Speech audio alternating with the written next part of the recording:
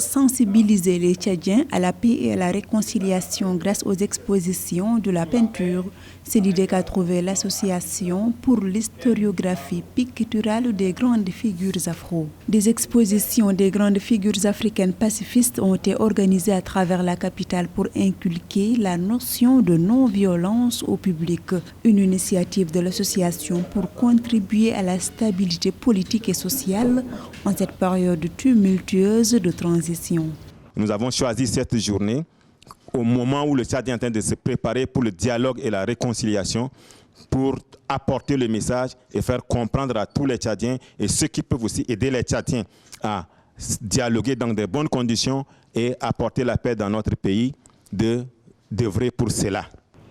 L'association estime que les Tchadiens doivent s'inspirer des grandes nations africaines qui ont su surmonter leur douloureuse histoire et profiter de leur diversité. Elle appelle aussi le continent africain à soutenir le Tchad pendant cette période décisive de son histoire politique et de la reconstruction nationale pour une stabilité durable. Ce que notre association historiographie picturale des grandes figures afro ou le mouvement des 120 portraits afro propose aujourd'hui, c'est que nous les Tchadiens ne devons pas venir seulement à ce dialogue à nous seuls, mais nous proposons que nous faisons venir les Sud-Africains qui peuvent nous aider avec leur philosophie de Ubuntu, une philosophie humaniste qui leur a permis déjà de faire table rase de l'apartheid pour pouvoir faire de l'Afrique du Sud la nation arc-en-ciel.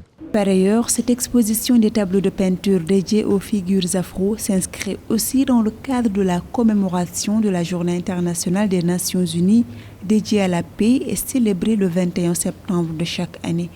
Les autorités et la société civile ont salué cette initiative et appellent les acteurs de la culture à s'impliquer davantage dans le processus de la transition politique.